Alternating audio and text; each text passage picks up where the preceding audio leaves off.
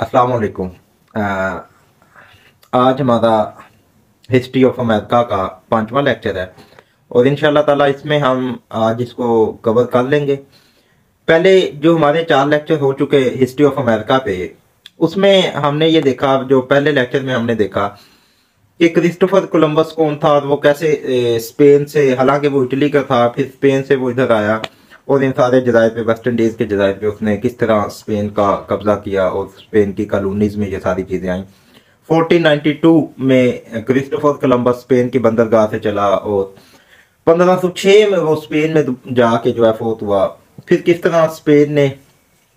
ये हमारा पहला लेक्चर था। दूसरे लेक्चर में हमने देखा कि किस तरह बरतानिया ने अमेरिका के अंदर कदम रखे और किस तरह उसने अमेरिका की 13 मेजर रियासतों को अपनी कॉलोनीज बना लिया। तीसरा लेक्चर जो हमारा था उसमें हमने अमेरिगो वेस्पुची के बारे में देखा। फिर हमारा जो लास्ट चौथा लेक्चर हुआ उसमें हमने देखा कि किस तरह उसमें चौथे लेक्चर में कि वार ऑफ इंडिपेंडेंस अमेरिका ने कैसे शुरू की और बरतानिया के तसल्लुत से अमेरिका किस तरह निकला। आज हमारा इंशाल्लाह ताला 5वां लेक्चर है और ये मेरी कोशिश होगी कि इस लेक्चर में हिस्ट्री ऑफ अमेरिका को ख़त्म किया जाए। लेकिन मेरा ये मानना है कि तारीख को अगर हम पढ़ रहे हैं तो एक कनेक्टिविटी के साथ लेके चला जाए और उसको ईयर्थ के साथ, सन के हिसाब से देखा जाए। तो बिस्मिल्लाह, आज हम करते हैं अपने 5वें लेक्चर की। चौथा लेक्चर हमारा ख़त्म हुआ था 1783 में पे, जब ये अमेरिका ने बरतानिया से जो है अपनी इंडिपेंडेंस की और जॉर्ज वाशिंगटन जो है 1783 में न्यूयॉर्क में फातिहा की हैसियत से आए। फिर 1787 में जो है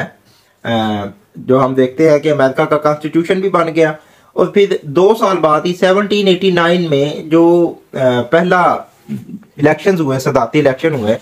उन इलेक्शन में फिर जाहिर सी बात है जॉर्ज वाशिंगटन जो है पहले सदर के तौर पे सामने आए और John Adam vice president of America के तौर पे उभरे।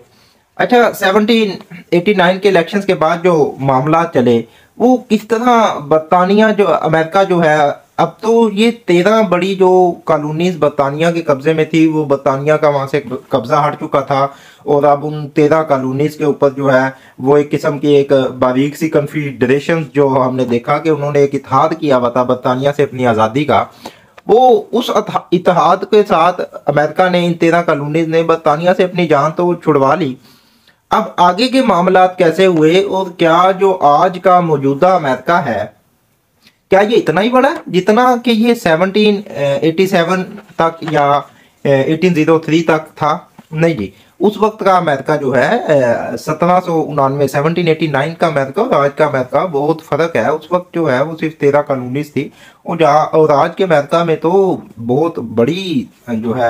रकबे के लिहाज से बहुत बड़ा हो गया। तो ये किस तरह ये सारी की सारी ज़मीन अमेरिका ने अपने जो है यूनाइटेड स्टेट्स ऑफ अमेरिका जो बना, कैसे उसने ये सारी रियासतें, बाकी रियासतों को अपने शामिल किया अपने अंदर, तो वो आज हम इंशाल्लाह ताला देखेंगे।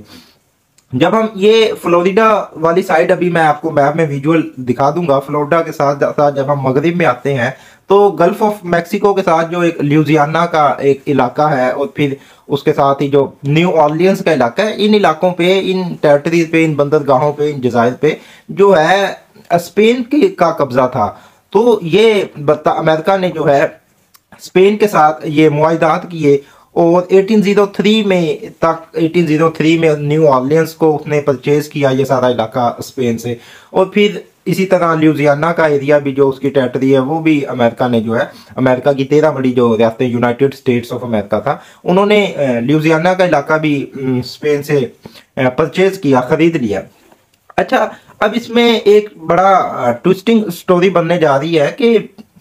ये इलाका ले लिए, क्या अभी भी अमेरिका का दिल खुश नहीं हुआ था? हाँ, नहीं हुआ अभी। ये ज्यादा की चाह, अलहाकुम मुत्तकासुर हत्ता ज़ुर्तुमुल मुकाबिर, ज्यादा की चाह जो है अभी खत्म नहीं हो रही थी। ज्यादा से ज्यादा किस तरह लिया जाए, किस तरह सारी की सारी जमीन को, इस सारे इलाके को अमेरिका अपने कब्जे में, कंट्रोल में कर ले। तो खैर ये कहानी, फिर अब अमेरिका ने जो काम शुरू किया, 1808 और 9 में अमेरिका की, ये देखो मैं अब यहाँ पे थोड़ा सा समझने वाली चीज है। 1809 के बाद अमेरिका ने जो मुकामी कबायली लोग थे, जो यहाँ पे नेटिव अमेरिकन थे, जो सदियों से यहाँ पे रह रहे थे अमेरिका की सरजमीन पे, इन नेटिव अमेरिकन को भी अब ये जो 13 बड़ी रियासतें अमेरिका की बनी जिन्होंने आज़ादी हासिल की बरतानिया से, अब वो रियासतें इन मुकामी नेटिव जो कबाइल है, नेटिव अमेरिकन जो हैं, अब उनकी जमीनें भी उनसे जो है वो अपने कब्जे में कर दी है। जिन जमीनों पे नेटिव अमेरिकन बस रहे हैं उन जमीनों पे ये 13 जो रियासतों के अंदर एक छोटी सी ये जो कन्फेडरेशन ऑफ अमेरिका बनी, यूनाइटेड स्टेट्स की जो कन्फेडरेशन की सूरत में बनी, अब ये नेटिव अमेरिकन के साथ जो है वो लड़ाइयाँ लड़ रहे हैं और उनसे अपनी उनकी जमीनों पे कब्जा करना चाह रहे हैं। यहाँ पे मसला ये हुआ कि ये नेटिव अमेरिकन, ये कबाइल तो सदियों से यहाँ रह रहे थे, अब उनके अंदर अपनी ही अमेरिका की जो एक हुकूमत बनी थी उसके खिलाफ एक नफरत और गुस्से का जज्बात पैदा हुए और बाकायदा अमेरिका ने इन नेटिव अमेरिकन के साथ जंगें भी की, इन कबाइली लोगों को बड़ा मारा पीटा और इनके साथ बड़ी जंगें की। खैर, ये जब ये मामला शुरू हुए तो इन कबाइली जो लोग थे, ये नेटिव अमेरिकन जो सदियों से इन जमीनों पे रह रहे थे, असल में जिनका अमेरिका था, उन लोगों ने अब बरतानिया से मदद हासिल करना शुरू कर दी। अब देखें, बरतानिया यहाँ से जा चुका है, ये इलाके अमेरिका के हैंड ओवर कर चुका है, लेकिन अमेरिका बरतानिया जो है, द ग्रेट ब्रिटिश एम्पायर जो है, अभी भी इन्वॉल्वमेंट उसकी यहाँ पे है। वो यहाँ के नेटिव अमेरिकन को असला दे रहा है, उनकी मदद कर रहा है। 1811 में जब अमेरिका जो की ये यूनाइटेड नेशंस की ये जो 13 रियासतें और फिर न्यू ऑर्लियंस और ये लुजियाना, ये जब रियासतें जब इन कबायली लोगों से लड़ रही हैं तो उनको यहाँ पे बरतानवी साख्त का असला मिला। अब अमेरिका को यकीन आ चुका था कि बरतानिया अभी भी इन्वॉल्व है यहाँ पे और हमारी अंदरूनी मामलात में बरतानिया इंटरफेयर कर रहा है। लिहाजा 1812 में यूनाइटेड स्टेट्स ऑफ अमेरिका का जो कांग्रेस था, जो पार्लियामेंट थी, उसने वार डिक्लेयर कर दी बरतानिया के खिलाफ और इसी वार को हमने the second independence war of America के नाम से इसको अक्सर याद किया जाता है, जो 1812 में शुरू हुई। अब यहाँ पे देखने वाली चीज है कि बरतानिया क्यों अभी तक यहाँ पे इन्वॉल्व था और बरतानिया क्यों मुकामी कबाइल की अमेरिका की हुकूमत के खिलाफ क्यों मदद कर रहा था। उसकी एक जो वजह थी वो ये थी कि यहाँ जब हम थोड़ा सा ऊपर नॉर्थ में जाएंगे तो कनाडा का जो सारे का सारा इलाका है, उस सारे इलाके के ऊपर वो सारा इलाका बरतानिया के तसल्लुत में है। अच्छा, अब इसमें मजे की बात ये, बरतानिया ने ये कैसे लिया ये हमने देखा जब 1763 का ये जो ट्रीटी ऑफ पेरिस हुआ था, जो हमारा पिछले लेक्चर्स में हमने ये चीज कवर की है। उन ट्रीटी ऑफ पेरिस में ये इलाके फ्रांस से, कनाडा के इलाके फ्रांस को जब बरतानिया ने यहाँ से भगाया फ्रांस को, तो ये जो कनाडा के जो इलाकों पे फ्रांस की हुकूमत थी, तो वो सारे के सारे इलाकों पे फिर बरतानिया ने अपना तसल्लुत जमा लिया। फिर वैसे बाय द वे मैं आपको बताता चलूं कि 1775 में जब पहली वार ऑफ इंडिपेंडेंस का आगाज हुआ था, तो जब कॉन्टिनेंटल कांग्रेस, अगर आपको याद हो पुराने लेक्चर्स पिछले, तो फर्स्ट कॉन्टिनेंटल जो कांग्रेस का इजलास हुआ था उसमें इन 13 बड़ी कॉलोनीज ने यहाँ कनाडा के जो इलाके हैं उन इलाकों में भी पैगाम और वफद भिजवाए थे कि आप अपने डेलीगेशन यहाँ पे भेजें हमारे पास और अमेरिका काज में आप शामिल हों। लेकिन कनाडा के लोगों ने कोई शिरकत नहीं की थी यहाँ पे। खैर, बहरहाल अब जो बरतानिया चाहता था कि अमेरिका जिस तरह दिन ब दिन बढ़ता जा रहा है, मुख्तलिफ ये सारी अपने इर्द गिर्द की टेरिटरी पे कब्जा करता जा रहा है या खरीद रहा है या जंगे कर रहा है, और अब तो वो अपने नेटिव अमेरिकन के भी खिलाफ हथियार उठा चुका था, तो कहीं ये हमारे कनाडा की तरफ ना आ जाए। तो खैर, ये बरतानिया ने नेटिव अमेरिकन को हौसला दिया और 1812 में second war of independence America ने शुरू की बरतानिया के खिलाफ। अच्छा, अब ये इस तरह हुआ कि ये जो मुकामी, ये एक लंबी तवील स्टोरी है लेकिन हमने अपना समअप करना है। तो ये जो कबाइली लोग हैं, ये जो कबीले हैं, ये सारे के सारे कबीले लड़ते लड़ते जो हैं वो ऊपर को जा रहे हैं कनाडा की तरफ, नॉर्थ की तरफ। तो ये दरियाए थेम्स है एक, वो इस इलाके में अमेरिका कि वो जो इलाके जहाँ पे अमेरिका का कब्जा हो चुका है और उससे और कनाडा का जो इलाका जिस पे अब बरतानिया की हुकूमत है उसके दरमियान में एक बॉर्डर आप कह सकते हैं। दरियाए थेम्स पे एक तारीखी लड़ाई हुई 1813 के अंदर। उसके अंदर कबायली इलाके जो बरतानिया की फौज के साथ की मदद कर रहे थे और अमेरिका के खिलाफ लड़ रहे थे, कबायली इलाकों को भी, कबायली लोगों को भी शिकस्त हुई जो नेटिव अमेरिकन थे, और साथ में बरतानिया की जो है फौज उसको भी शिकस्त हुई। और अमेरिका को जो एक इलाका बरतानिया का आज जिसको टोरंटो का नाम दिया गया है, उस वक्त इसका नाम मेरा ख्याल है फोर्ट यॉर्क के नाम से ये इलाका मशहूर था। आज का ये टोरंटो उसका नाम है। तो इस इलाके को अमेरिका ने इस इलाके तक कब्जा अपना कर लिया था 1813 तक। तो 1814 में क्या हुआ, एक बड़ा शॉकिंग इंसिडेंट हुआ। बरतानिया जो कि पहली वार ऑफ इंडिपेंडेंस के बाद यहाँ से चला गया था और आज़ादी दे चुका था अमेरिका को, और अपना यहाँ से उसने सारा कॉलोनाइजेशन खत्म कर ली थी, लेकिन वो अभी तक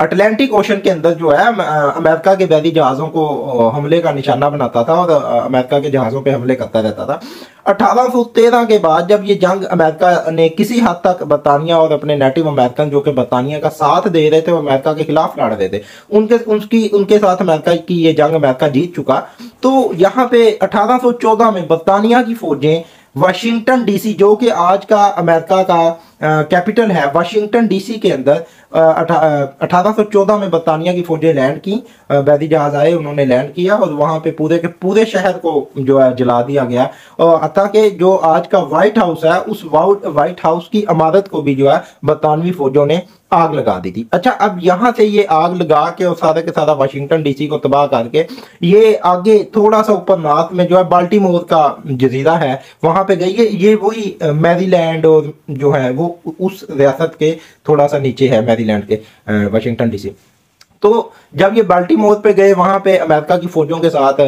आमना सामना हुआ और एक जंग हुई, और उस जंग के बाद बरतानिया की फौज जो है वो शिकस्त खा गई और भाग गई। तो इस तरह ये 1814 में एक दोबारा से एक एग्रीमेंट हुआ अमेरिका और बरतानिया के साथ, और वो उस एग्रीमेंट में जो है बरतानिया ने मजीद आइंदा के लिए अमेरिका के जहाज़ों पे और अमेरिका की टेरिटरीज पे जो है हमला ना करने का जो है वो अहद किया। और इस तरह ये अमेरिका की सेकंड वार ऑफ इंडिपेंडेंस बरतानिया के खिलाफ जो है वो भी कामयाब हो चुकी थी। तो अभी हम देखने लगे हैं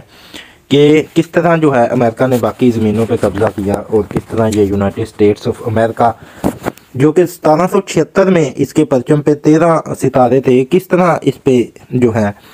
ये सितारे 50 और 50 तक पहुंचे। जी, तो शुरू करते हैं।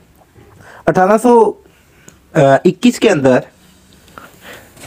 हाँ जी, 1821 में हमने देखना है कि मैक्सिको का ये जो इलाका है, ये जहाँ पे हमने एक एज़टेक एम्पायर देखी थी, जिसके ऊपर फ्रांस ने यहाँ पे एज़टेक एम्पायर, ये मैक्सिको के सारे इलाके में जो एज़टेक एम्पायर थी और फ्रांस ने इस एज़टेक एम्पायर पे कब्जा किया, हमला किया और फिर इसको अपनी कॉलोनी बना लिया। तो अब 1821 में मैक्सिको ने स्पेन से आज़ादी हासिल कर ली थी, ठीक है जी। अब मसला ये था कि अमेरिका इस मैक्सिको के इलाके को भी अपनी ज़मीन अपने अंदर शामिल करना चाह रहा था। तो खैर ये हुआ ये कि अमेरिका ने 1821 के बाद अब मैक्सिको के इलाकों पे भी जो है वो अपनी हमला करने की तदबीरें शुरू कर दी। तो जनाब 1823 के अंदर एक मनरो डॉक्ट्राइन आई। ये मनरो जो है वो प्रेसिडेंट रह चुके हैं अमेरिका के। तो इन्होंने एक डॉक्ट्राइन पेश की और उसमें मनरो डॉक्ट्राइन के मुताबिक कि अब कभी भी कोई भी यूरोपीय स्टेट, ये जो मशरिक में ये है यूनाइटेड किंगडम, ये है फ्रांस, ये है स्पेन जिन्होंने अमेरिका की ज़मीनों पे कब्जा करके रखा, ये है पुर्तगाल, ठीक है। तो ये इनमें से किसी भी यूरोपीय कंट्री को, ये है वो इटली, ठीक है ना। तो यहाँ से किसी भी हम कंट्री को, यूरोपीय किसी मुल्क को अमेरिका के अंदर अब मज़ीद हमलों की और अमेरिका की ज़मीनों को कॉलोनी बनाने की इजाज़त नहीं देंगे, ठीक है। ये मैंने आपको बताया, ये वो कनाडा है जो ऊपर के अमेरिका की रियासतों के ऊपर है। तो अब जनाब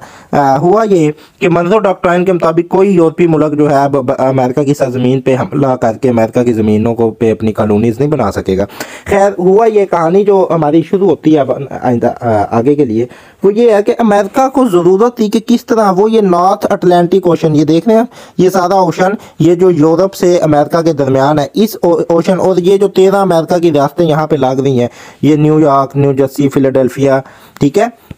और ये रोड्स आइलैंड, मैसाचुसेट्स, ये रोड्स आइलैंड, ठीक है, ये आ रही जहाँ लिखा है, ये मैसाचुसेट्स, न्यूयॉर्क, फिलाडेल्फिया, ये वाशिंगटन डीसी है मैरीलैंड के नीचे, जहाँ पे जो है 1814 में हमला किया बरतानिया ने, और फिर इससे ऊपर ये बाल्टीमोर के जजायर पे आए और यहाँ पे अमेरिका की फौजों से हार के ये वापस भाग गए। तो ये इन 13 रियासतें, ये नीचे नॉर्थ और साउथ कैरोलिना, ठीक है, ठीक, और ये नीचे जॉर्जिया। अब इन इलाकों पे अमेरिका का कब्जा हो चुका था। अब ये जो सारे इलाके मगरिब में, यहाँ पे अमेरिका ने आना था, अपनी ज़मीनें यहाँ पे शामिल करनी थी। खैर मैक्सिको जो 1821 में इसने मैक्सिको ने स्पेन से आज़ादी हासिल कर ली थी, लेकिन अब यहाँ पे कहानी बड़ी मज़े की हो रही है। मैं आपको पहले इलाके दिखा दूँ। ये आपने मैक्सिको का सारा इलाके देख लिए, और ये टेक्सास है यहाँ पे, ये देखें, ये हमारा टेक्सास का इलाका है, ये सारा, ठीक है, और ये कैलिफोर्निया, ठीक है जी, ये कैलिफोर्निया का इलाका, ये जितनी पट्टी है, ठीक है। अमेरिका का जो है सारी की सारी ज़मीन को अपने कब्ज़े में करना और यूनाइटेड स्टेट्स ऑफ अमेरिका का एक बड़ा उसको बनाना, बड़ी ज़मीन अपने कब्ज़े में करना, ये 1830 से लेके 1850 तक इन्होंने क्या किया, जो मुकामी नेटिव कबाइल यहाँ पे रह रहे थे अमेरिका की ज़मीनों पे, इन कबाइल को उन तमाम अमेरिका से, जो बाकी जितने जगह हैं वहाँ से, जहाँ जहाँ पे भी मुकामी अमेरिकन रह रहे थे कबाइल, उन कबाइल को वहाँ से उठाया और एक कैंसास से नीचे, और जो हमारा जो दलास का इलाका है उससे ऊपर और कैंसास के नीचे, ये बिल्कुल दरमियान में जो इलाका है, उस इलाके के अंदर, उस आजकल उसका जो नया नाम है वो ओक्लाहोमा है। ओक्लाहोमा के इलाके में इन सारे जो कबाइलों को इकट्ठा करना शुरू कर दिया। इसको बाकायदा एक एक्ट पास किया गया है इंडियन एक्ट के नाम से, कि उस एक्ट के तहत जो है इन्होंने तमाम के तमाम कबायली इलाकों को वहाँ पे इकट्ठा किया, और ये इंडियन रिजर्वेशन के नाम से ये जगह मशहूर हुई है, टेरिटरी। और यहाँ पे बाकी तमाम मुख्तलिफ इलाकों से ज़मीनों से लोगों को, कबायली लोगों को फोर्सफुली यहाँ पे लाया जाता इसको, बल्कि ये जो सफ़र था उसको ट्रेल ऑफ टीयर्स, शहराए आंसू के नाम से याद रखा जाता है। इसको एक किस्म की जेनोसाइड या एथनिक क्लींजिंग के तौर पे भी याद किया जाता है, कि किस तरह ज़बरदस्ती वो लोग जो सदियों से इन ज़मीनों पे रह रहे हैं, उनको किस तरह बुनियादी हकूक से, उनके बुनियादी हकूक के खिलाफ जाते हुए उन लोगों को एक छोटी सी जगह में, इंडियन रिजर्वेशन जिसको नाम दिया गया, उस जगह में उनको जो है बगैर किसी सेटलमेंट के उनको सेट किया जा रहा है। वहाँ पे कोई अरेंजमेंट नहीं थे, कोई इंतजाम नहीं थे। और यहाँ पे इस सफर के दौरान ही जो नीचे वेस्ट से लोग ऊपर इस साइड पे आ रहे थे, और बाकी तमाम इलाकों की तरफ से कितने लोग सफर में मारे गए, ये मुकामी लोग। और फिर जहाँ ये यहाँ पे सेटल हुए तो भूख से कुछ लोग मार गए, गुर्बत से, बीमारियों से मार गए। तो ये अमेरिका की तारीख और नाम निहाद अमेरिका की रोशन, जो कहने को रोशन चेहरा, उस पर एक बड़ा बदनुमा दाग है अमेरिका की तारीख का, ये ट्रेल ऑफ टीयर्स का जो वाकया है। और आज भी ये लोग, जो उनकी नस्लें हैं, वो आज भी अमेरिका की ज़मीन को स्टोलन स्टेट के नाम से याद करती है, कि ये सारी हमारे आबाओ अजदाद की ज़मीनें हमसे छीन कर जो है यहाँ पे, और हमें बिल्कुल एक जालमाना तरीके से एक कोने में ज़बरदस्ती फोर्सफुली फेंका गया। अच्छा खैर, ये थी ट्रेल ऑफ टीयर्स की कहानी 1830 से 1850 तक। अब हम देख रहे हैं कि मैक्सिको के इलाके में जो मामला हुए, मैक्सिको ने 1821 में स्पेन से जो है आज़ादी हासिल की। अब यहाँ पे बड़ी मज़े की कहानी आने लगी है, ट्विस्ट आने लगा है कहानी में। वो ये कि मैक्सिको की आबादी अब कम है, मैक्सिको का एरिया बहुत ज़्यादा है, लेकिन एरिया के लिहाज से, रकबे के लिहाज से आबादी बहुत कम है। मैक्सिको ने क्या किया, अमेरिका की ये जो 13 मेजर कॉलोनीज थी और जो इलाके अमेरिका के कब्जे में थे, उन इलाकों से लोगों को, सफ़ेद फार्म, गोरी चमड़ी वाले लोगों को उन इलाकों से ला के मैक्सिको के अंदर ही जो टेक्सास का एरिया है, उस इलाके में उनको सेटलमेंट उनकी शुरू की। अब हुआ यह कि ये सेटलमेंट 1821 की जो आज़ादी ने स्पेन से ली, उसके बाद से शुरू हुई, चलती रही 1840 तक वहां पे गोरों की तादाद बहुत बढ़ चुकी थी। और ये वो गोरे थे जो अमेरिका की मेजर कॉलोनी से यहाँ पे लाके बाकायदा सेटलमेंट उनकी की गई, उनको यहाँ शिफ्ट करके यहाँ पे आबादी उनकी की गई, आबादकारियां शुरू हुई। तो मामला यहाँ पे पहुंचा कि 1845 के अंदर अब यहाँ पे दो ग्रोह बन गए मैक्सिको के अंदर। कुछ लोग जो है वो, अब हम देखेंगे जो अमेरिका की आगे की हिस्ट्री आएगी उसमें ये नौकरियों का और गुलामी स्लेवरी का बड़ा इशू बनेगा। अब मैक्सिको में कुछ लोग थे जो मैक्सिको के मुकामी हबशी लोग थे, मुकामी लोग थे जो हबशी थे, ये गुलामी के, ह्यूमन स्लेवरी के सख्त खिलाफ थे। जबकि वो जो लोग जो अमेरिका की 13 कॉलोनी से ला के यहाँ पे आबाद किए गए थे, सफेद गोरी चमड़ी वाले लोग, वो स्लेवरी के हक में थे। क्यों? क्योंकि वो ज़राअत पेशा लोग थे और ज़राअत करते थे, और खुद तो जाहिर है वो नहीं करते थे, उन्होंने गुलामों से ही करवानी थी, तो वो गुलामी के हक में थे। जबकि जो मैक्सिको की जो कम तादाद थी, जो काली चमड़ी वाले लोग थे, वो गुलामों की स्लेवरी के खिलाफ थे। ये मामला, इस मामले ने तूल पाया और अमेरिका भी अब इस जमीन पे आना चाह रहा था। तो हुआ ये कि मैक्सिको के लिए जो मुसीबत बनी कि जिन लोगों को इसने वहां से यहाँ पे ला गए आबाद किया, उन्हीं लोगों ने मैक्सिको के खिलाफ जो है वो अलम बगावत बुलंद किया, और अमेरिका ने टेक्सास के इन गोरी चमड़ी वाले लोगों को मदद भी दी, असला भी दिया, और इस तरह टेक्सास मैक्सिको से अलग हो गया। जब टेक्सास मैक्सिको से अलग हुआ तो 1847 में यही टेक्सास खुद अमेरिका के साथ जुड़ गया और अमेरिका का इत्तेहादी बन गया। अच्छा जी, हुआ ये कि 1847 के अंदर अमेरिका ने मैक्सिको पे हमला किया। अब हमला अमेरिका चाह क्या रहा है, यहाँ पे मशरिक है जहाँ से वो भाई साहब क्रिस्टोफर कोलंबस जिसने हमें मुसीबत में डाला इस पढ़ाई लिखाई के, वो चला मशरिक से, तो अमेरिका के मशरिक में वो यूरोप है। अच्छा, अब यहाँ पे आते थे, दरमियान में अटलांटिक ओशन है, एशिया और अमेरिका के दरमियान में अटलांटिक ओशन। फिर ये अमेरिका का बद-ए-आज़म शुरू हो गया, और अमेरिका के बद-ए-आज़म के उस साइड पे हमने देखा पैसिफिक ओशन है। अब अमेरिका चाहता ये है कि ये जो इसकी 13 मेजर कॉलोनीज या 13 अब रियासतें जिनको कहा जा रहा है, ये जो पट्टी के साथ साथ चल रही हैं अटलांटिक ओशन के, अमेरिका चाहता है कि इस मशरिक के हिस्से से लेके मैं मगरिब तक जो है पूरा एक पैसिफिक ओशन तक रसाई हासिल कर लूं। नीचे जो इलाके हैं नॉर्थ में, जिसको न्यू ऑर्लियंस और जो ल्यूजियाना के इलाके हैं जो गल्फ ऑफ मैक्सिको जो समुद्र को लग रहे हैं, वो तो अमेरिका ने स्पेन से खरीद लिए, तो इधर भी 13 रियासतें अमेरिका की मौजूद है। अब इस साइड पे, मगरब की साइड पे अमेरिका जो अपनी वो असर व रसूख बढ़ा रहा है। लिहाजा 1847 में अमेरिका ने जब मैक्सिको के ऊपर 3 तरफ से हमला किया, एक तो नीचे गल्फ ऑफ मैक्सिको की तरफ से किया, एक टेक्सास की तरफ से अमेरिका ने मैक्सिको पे हमला किया, और एक हमला अमेरिका ने कैलिफोर्निया के इलाकों पे किया। तो अब ये जंग हुई और अमेरिका जाहिर है जीत गया इस जंग को। तो अब 1847 के अंदर मैक्सिको ने